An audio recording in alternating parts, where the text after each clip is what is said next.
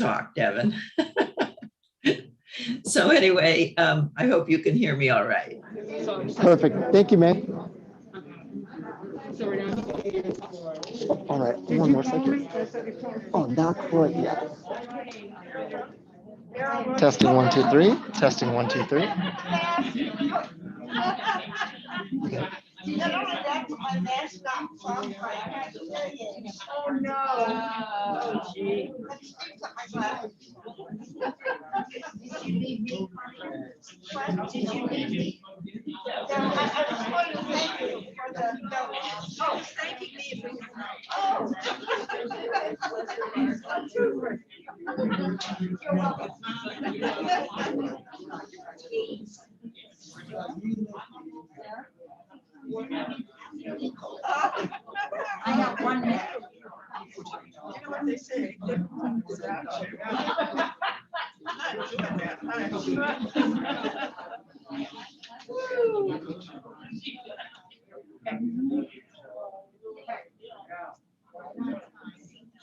Is this we're on. It's a real second.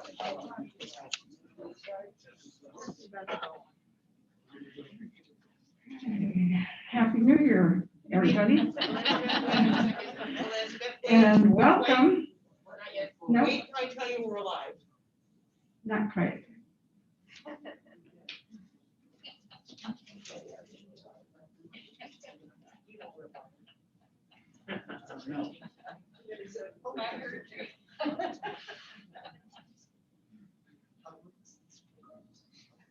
Okay, we made it again. Okay, Happy New Year again, everybody. And welcome to the first council meeting for 2022. I now call this meeting to order. And here we are in person, beginning a new year and at a different time from our usual schedule. By the way, these meetings will continue to be held at this hour, 11 a.m. on the third Tuesday of each month.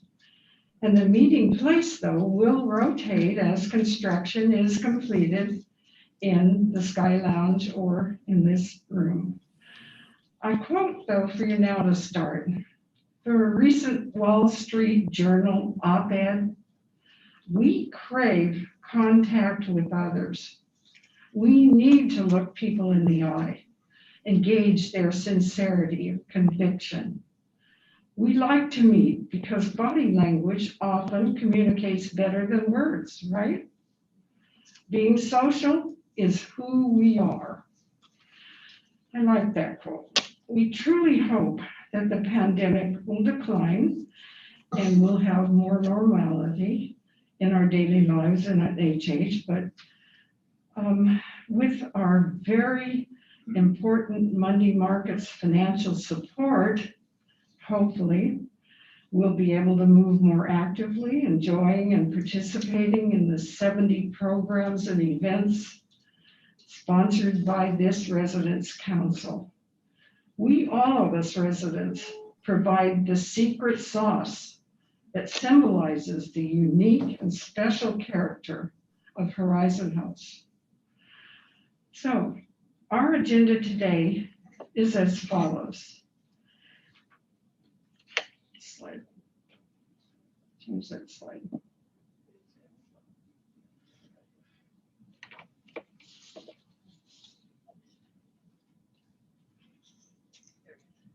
Okay. So we'll have administrative updates here in a moment from our CEO. Minutes of our December meeting will be approved or not, and the treasurer's report will continue. And a Monday market report, and then the president again will speak to you and make some appointments as required by the bylaws. The vice president for programs will also have a section, and then will be our spotlight for the day, as well as finally a little remark or two from our vice president for administration. Okay. So let's begin today with the report from our CEO, Mike Ostrom. Let's do another slide here. Okay. Here I am again. I feel like I've been at this podium too many times recently, but it's all good. Welcome. Glad we're able to be here in person, even though it's a little wonky. You know, it's just kind of our life right now. I hope it's going to change, but in the absence of that, we just have to kind of keep doing our thing. Wear the masks. You know, some talking points that I'm given, you know, before these things, it's from, you know, Lori, always making sure you got to wear the mask. So no food and drinking in the public areas until further notice. So we want to make sure that we don't have a reason to be pulling our masks down. The bistro and TDR are limited to a couple of residents per table and no outside guests for right now. Hopefully we're in some kind of a cresting of this wave, and then things are going to get a little bit better, and we'll back off these things. The outdoor assisted living visits can be scheduled with Life Enrichment. So for those who are have family or friends in assisted living, we do want to make that outdoor space. Not that it's like perfect weather for it, but we're trying to do our best here. Strategic planning. Thank you for those of you who participated, whether in person or on at home, in the strategic planning presentations. It was an awful lot of material. And I do understand that it can be just like a real drinking from a fire hose, but my hope is that everyone is able to kind of digest, and there will be lots of more opportunity for talking through the strategic plan. And as we've said, there are a lot of externalities, things that we don't control. We're going to try to keep going down this path towards a West Wing tower with the understanding there's many things out there we don't control that can change that trajectory, but that's what we're doing so far. The Zoom recording link has been posted on HH Connect, I guess, or I should say it will be by the end of the week, and we'll be replaying on HHTV the last larger group session we had. So for those of you who just can't wait to get more of it, right? Your chance to, like, instead of watching your favorite TV show, you can watch me drone on about that topic again, just in case. Now we're going to get back to our regular small group sessions here, starting the first week of February, which may or may not include conversation on strategic planning, depends on what people want to talk about. But can you even believe that we're talking about February? I mean, I feel like we just got our turkey out of the oven for Thanksgiving, and here we are talking February. So the dates will be published on the alert on Friday, and you'll need to make your reservation with Beth so that we get the groups all set. And this may, you know, again, it's whatever the topics are that are most important to you. We'll have a few items to talk about, but hopefully we'll have more of it be a question and answer so that you feel like you walk out of the room with your questions being answered. The annual board meeting with residents is, you know, happens every year, and annual, I guess, that would make sense. Tuesday, February 8th at between 4 and 5 p.m. And, you know, I know sometimes that might be a little wonky in that, you know, you don't interact a lot with the board of directors, board of trustees, and the meeting might seem at times not like one that is, you know, easy one to participate in, but, you know, participate in it, ask questions when the opportunity is there, and most importantly, get to know some of the board of trustees. We have a really incredible board. I would say, certainly in my time, you know, 9 years here, I think this is the best board of trustees we've had. We have very genuinely interested people who care about the quality of the community and its success, and they want to know what you think as, you know, residents here and your points of view. And don't be afraid to, you know, you can't go and ask them some nitty-gritty question, you know, about, you know, why the ham and cheese is, you know, on whole wheat versus white. They're not going to know the answer to that, but they do want to know what you think and what's important, so that when we're making decisions, they're not doing it in a vacuum. And it's helpful if they're not just informed by a handful of us who are part of the community, but they have some firsthand experience. So I will encourage, and I know Ann will too, and Mike Meekum, for board members to reach out, but also please feel free to reach out as well. And then let's see, the CEO monthly report, you know, comes out every month, and there's always a few tidbits in there. It's our way of staying connected with everyone, and just one more vehicle of communication that we emphasize and makes us unique. And then, of course, we've got on the 28th of the month, our next fireside chat. And we'll, I always think, gosh, what will we be able to say, 1 month from now? Well, there's always tons of things. So we look forward to seeing everybody for that. That's all I have. Thank you, Elizabeth.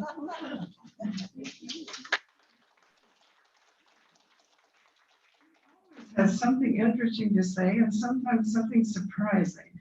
And I just want to point out, by the way, that we should tell all of our new residents, as you meet them, that attending these meetings, the Residents Council and the Fireside Chats, is necessary to stay up to date and know what's going on in this place, right? Okay. To begin the business of our meeting today, I call on our secretary, Connie Hellier, to present the minutes of the last meeting. The minutes of the December regular meeting have been circulated to all of the members of the council.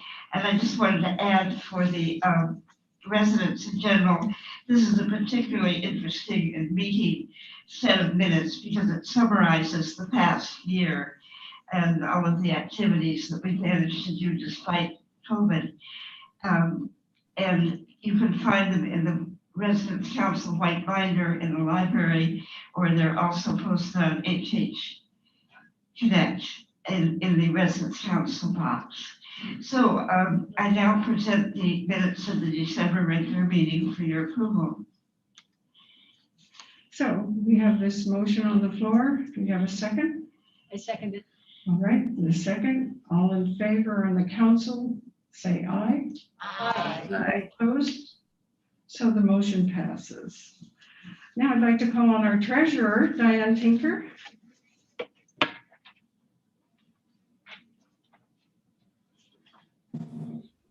I have the treasurer's report for December 31st.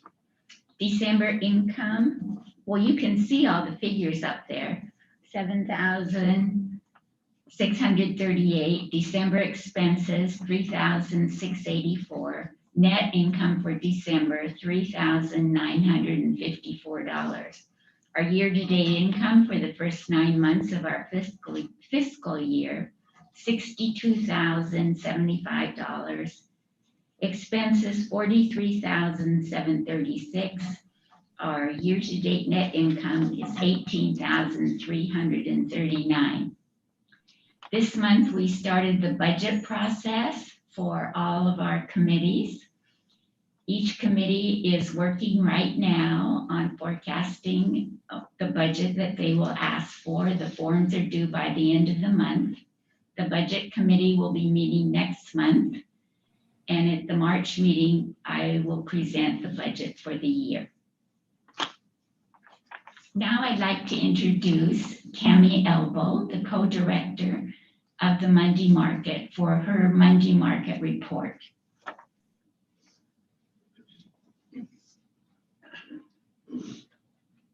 Hello, I think Susan isn't here, so you just get me. First about the money, we had a really good November and December, averaging over $2,000 a week in those months. I think in November, that was primarily because residents were doing their Christmas shopping at the Monday Market. This was a great year for buying secondhand things, especially because ours are such good quality. I bought virtually all my gifts here, and I took them up to Alaska. So that was November. December, I think, was particularly good because a lot of staff were spending their employee recognition fund money and the bonus they got at the Monday Market. And so those 2 months were really good. We're sort of back to reality now. The last few weeks, we've been making $1,600 or $1,700 a week, which is fine, but it's not those heady high numbers that we'd had. Just a mention of the transition, as you know, Susan and I will be stepping down as co-directors at the end of March. The new co-directors take over April 1st. I mention that because some people have thought that we change on January 1st like the rest of the Residents Council, and so people are coming to the Monday Market and they say, well, what are you still doing here? But we're here because we're here through the end of March. And on April 1st, Jennifer Stucker and Barbara McCarg will take over. And I just want to reassure everybody, they are doing a wonderful job already. They're coming in, working with us every day that we work, which is about 4 days a week. And they're learning on the job, they're learning what we do, they're shadowing us, and we're also meeting with them and talking about things that are on the computer and processes and policies. So they're going to be fabulous. The only other thing I want to mention is that we're aware of COVID, obviously, everybody is, in 2 ways in the Monday market. The first is that it does mean that some of our volunteers can't be there sometimes. Either, we haven't had very many who are actually sick with COVID, but that has happened. More often they have been exposed or they're awaiting the results of a test. And so it means we have to call on substitutes more often. So if I call you and say, are you available, next Monday from 9 to 11 in women's clothing? I hope you'll consider saying yes. And of course, the other thing is that we read the COVID updates every day, as does everybody else. And, at some point, everything may shut down again, who knows, but we're trying to just stay light on our feet and be prepared for things to change. So that's what's happening in the Monday market. Elizabeth.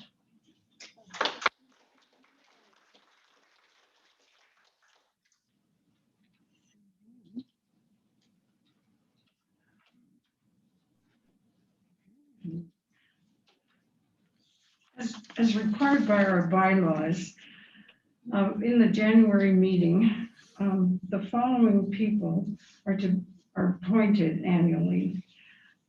Those are some members of the council and some appointee non-members of the council. So, again, the coordinators of programs and activities, arts, participation, and games will be assigned to Nancy Pope to coordinate. Education section to Judy Ostro. I was going to ask each of them to stand just so you know who they are. So Nancy, would you stand just so they know who you are? And then Judy Ostro over here. And then our entertainment and B2 activity rooms will be coordinated by Mr. Wilton Fowler. Would you stand over here? And then our environmental and discussion group section will be Dick Clark. And our liaison director or coordinator will be Deanna Nelson, who isn't with us today, but is watching on TV. And our social events by Joan Bowers, whom I assume is doing the same. Assisted living by Nancy Olson. Okay. Among the administrator coordinators this year will be, for our Employee Recognition Fund, Nancy McReynolds and Sally Wren will be sharing that role. And for executive assistant and our meeting room support person will be Beth Davis.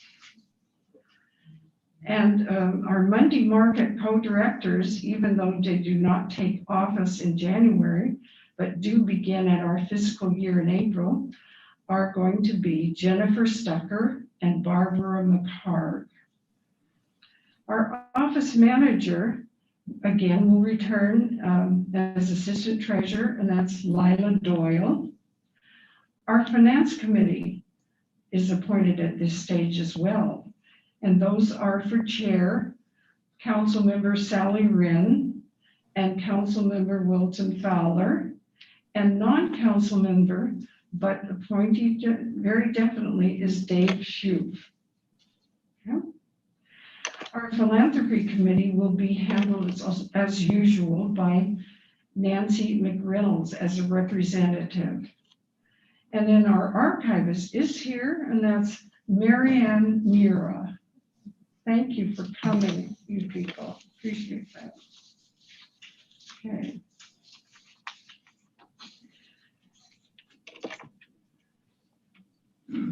Now I'm going to call on May Gersel, who you will see on a Zoom picture here, who's our Vice President for Programs. Right now, the main focus of the council is on this topic and she will fill you in. Thank you, Elizabeth. I hope you can hear me. During the day of the next resident council meeting, which is February 15th, you will receive your new program booklet and sign-up sheets. Some committees have chairs, and a few are still looking for one. Please consider stepping up.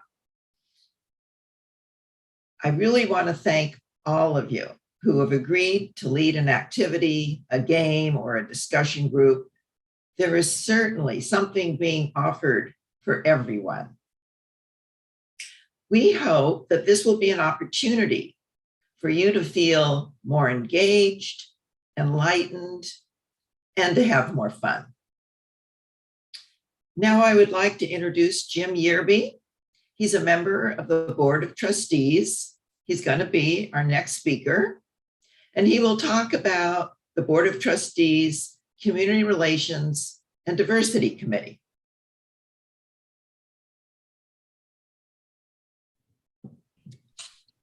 Thank you so much. I am excited and pleased to attend your meeting today. It's a good opportunity for me as a representative of the Community Relations and Diversity Committee to get to know you all as members of the Residence Council.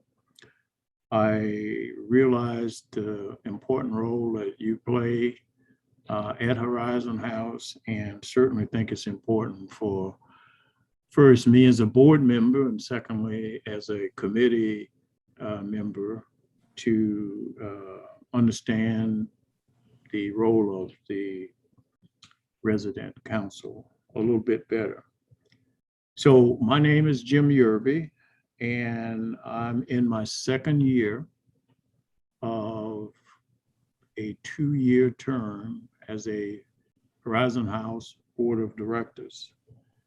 It is my second year and first year as chair of the Community Relations and Diversity Committee. Just a little bit about my background. I attended Seattle University and graduated from the School of Business with a business degree. I also attended the University of Puget Sound, followed a similar course, and graduated with a master's degree in public administration.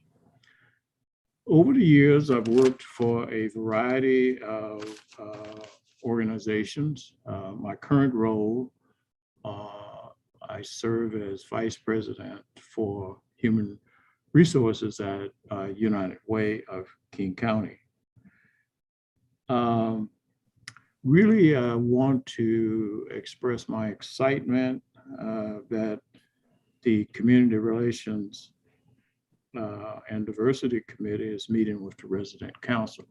I want to step out and thank the Community Relations and Diversity Subcommittee who worked to make this meeting possible. So thanks to them for their foresight, their interest in having me have this opportunity to meet with you today. I really think it's important for the Community Relations and Diversity Committee to grow their relationship with the Resident Council.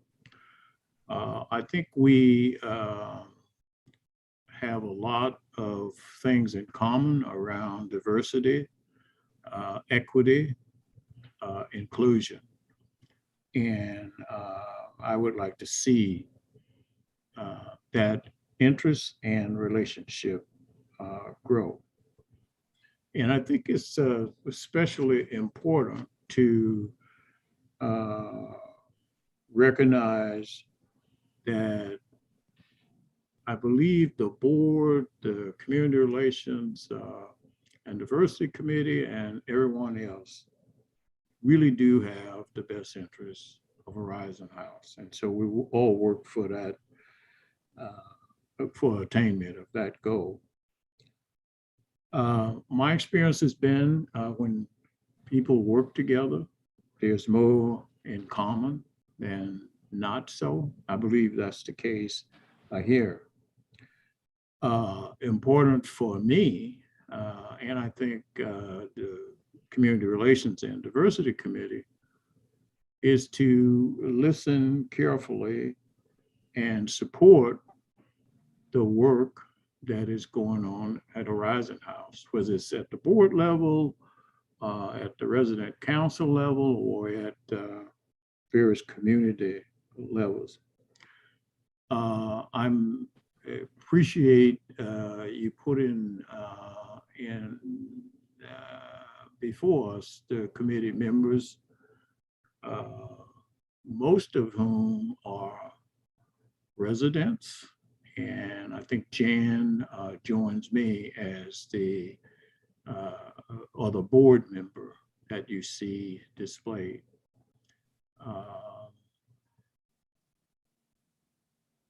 I really do want to let you know how interested I am personally in getting to know the work of the resident council and where it's possible to support that and to join with the Community Relations and Diversity Committee's role and interests, and so that you all understand what we're trying to do. And I think just looking forward and excited about the opportunity to possibly work together for a common goal around diversity, equity, and inclusion.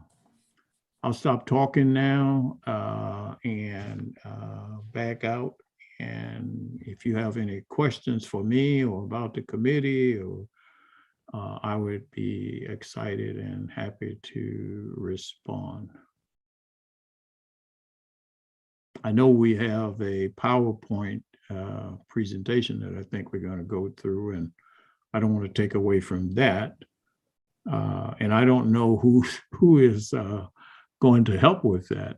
I guess, does anyone know? Is Jan on the call?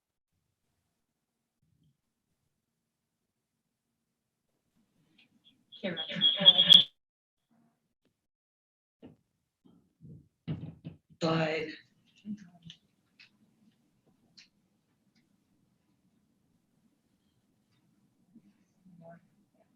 There. I apologize for the fact that the slide is so wordy.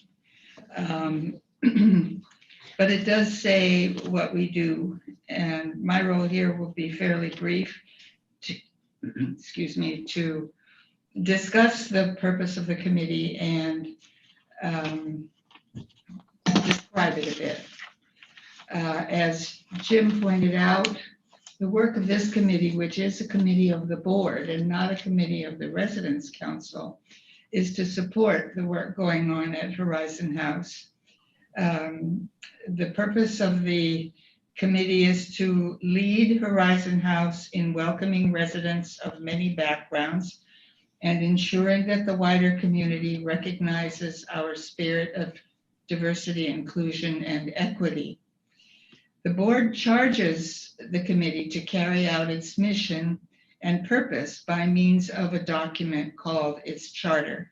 And these 4 points are points included in the charter of the committee: to identify, cooperate with, and support Seattle nonprofit organizations that share Horizon House's commitment to enhancing diversity and inclusion, to be welcoming, promote acceptance, and provide accessibility so that Horizon House's resident population continues to improve its balance of diversity, to foster an atmosphere of communication and collaboration with existing Residents Council committee efforts, and to actively celebrate the diversity that exists at Horizon House among staff and residents. In other words, it's fairly clear that this is a link, this group is a link between the board and the Residents' Council and the residents, of course. So you went to the next slide. You knew, I didn't have to tell you.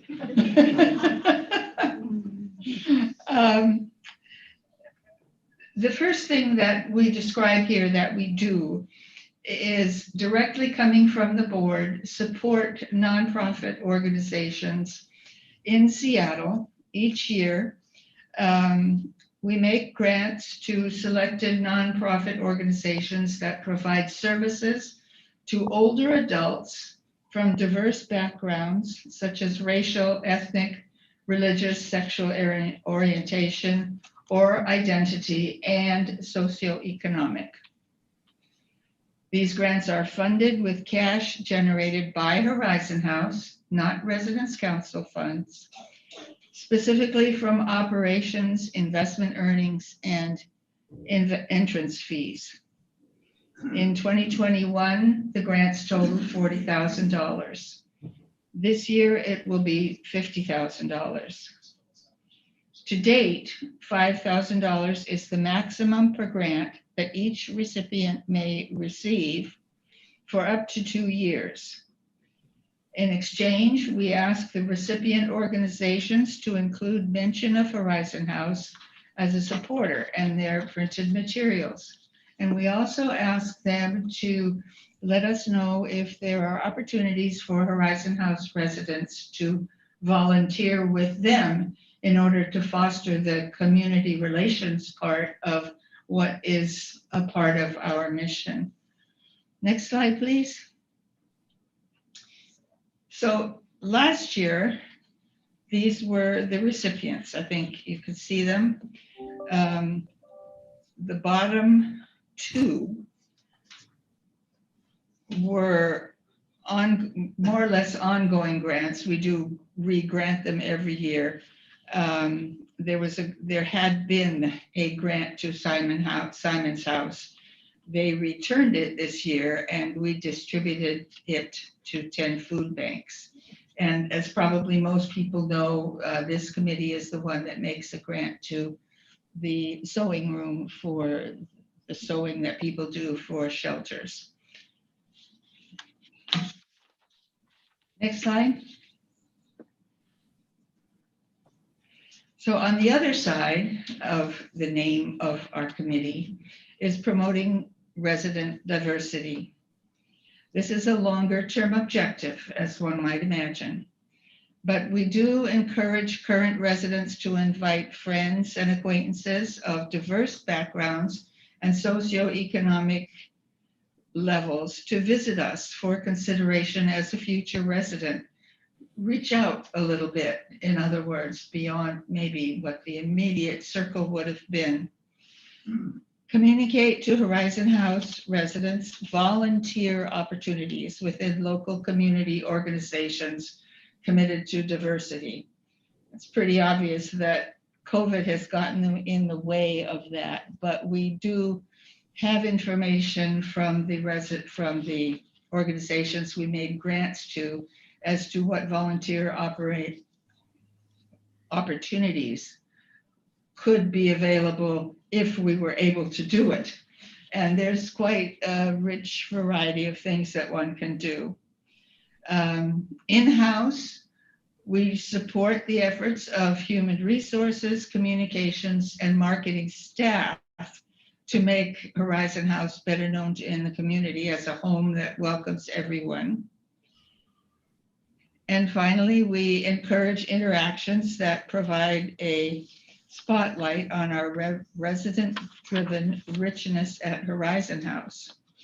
For example, showing diverse outside communities, the film that Mark Mullen, our engineer, produced about our weekly Black Lives Matter group, which was shown on HHTV, I think more than once, or getting a variety of diverse communities in Seattle to make presentations here again when that's possible, so that they can learn about us and we can learn about them.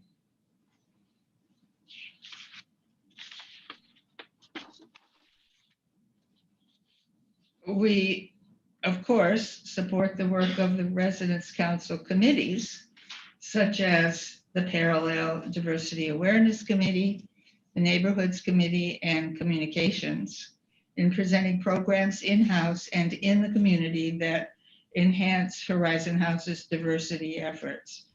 There are individual members of our committee that are on these Residence Council committees as well, which provides a link. And beyond our work on the committee, I think I can say fairly that all of the members of the committee are committed to continuing to pursue individual relationships in the community as residents of Horizon House, as we hope all residents will do. And finally, to go with the final point in our purpose, we are available to support initiatives that showcase the diversity of our residents and staff. I am put in mind of the big map that's in the hall on B1, showing where all of the various people who work here come from. I think it's a simple thing, but a rich thing to have, and the staff commemoration or exhibits that were done a while back were that sort of thing as well. So that's our committee. Thank you for the spotlight. And I'm here to announce Carol Roach will speak.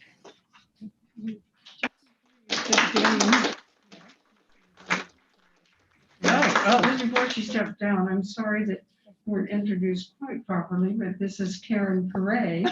In case you didn't know, one of our. I have a name tag, and it's a really big one, so you can see it. Thank you. Sorry, Carol. Sure, no problem. Thank you, Jim and Karen. I learned a lot from that and appreciate that spotlight. I am Carol Roach, and this is my first regular resident council meeting. Though the agenda mentions the usual question and answer period after this meeting, that will not happen this month. One of the activities, though, that I am most looking forward to as Vice President for Administration is planning and hosting the events that we hold periodically for new residents here. The most recent new resident orientation was held by outgoing Audrey Whitecamp on December 29th in her last few days of office. And we estimate that the next orientation will be in March, depending on the rate of move-ins earlier this year.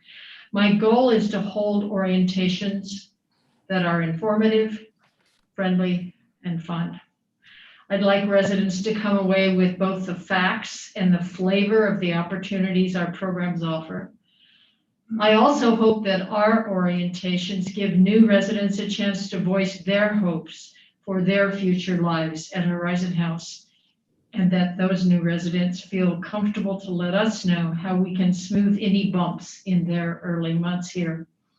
For me, at least, I know it's going to be a great pleasure. With that, I return the mic to our president. Thanks, Carol. And weren't you pleased to see how many residents are involved in this very important committee that the trustees are in charge of? I just wondered, did anyone have any questions at this point about anything that was said today? And yes, we do have one from Olga here.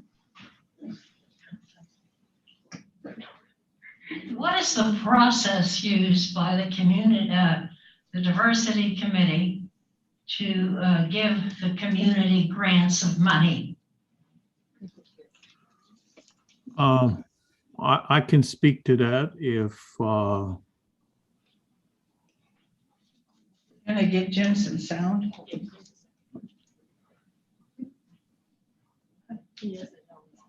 I can speak to the question.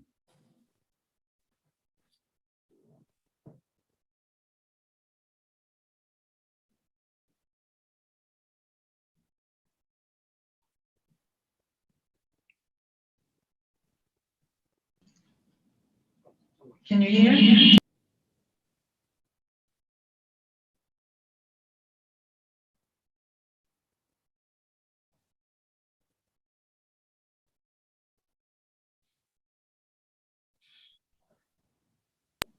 Go ahead and say it one more time. Tell me to go. Hello, Jim? Yes, I'm here. Are you trying to bring up a slide?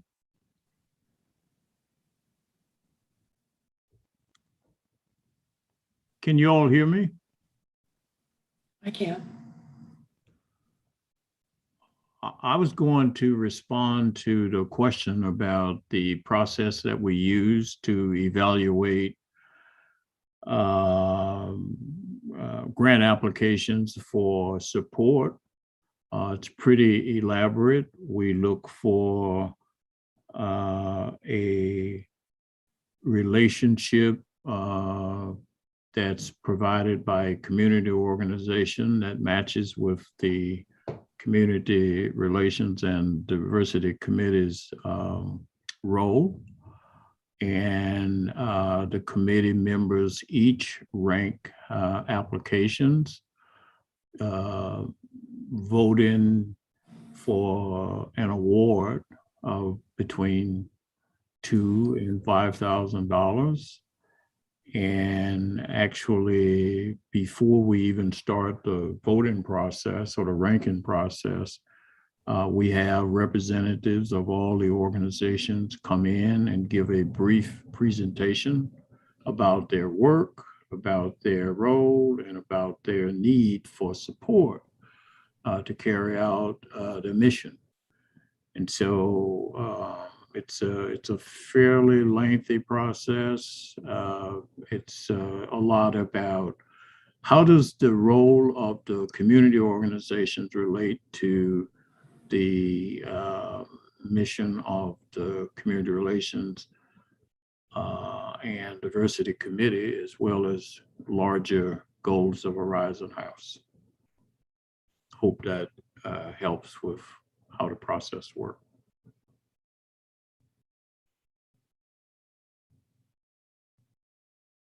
That some of the grants that we've made in the past were, in addition to the ones we've made just this past year, the Asian Counseling and Referral Services, El Centro de la Raza, the organization in the central area that provides assistance and services for mainly Spanish-speaking immigrants and others. Mary's Place, the Plymouth Housing Group, of which Simon House is a part, and I commented on that earlier. Pratt Fine Arts, Solid Ground, and Wider Horizons. As I mentioned, we do have a 2-year limit, so we're building up this this backlog of wonderful people. Stay, Karen. Thank you. Karen, stay. Yes. So, any other questions? Okay, thank you very much. If there are no more further questions or comments, the meeting is adjourned at 11:45. Thank you.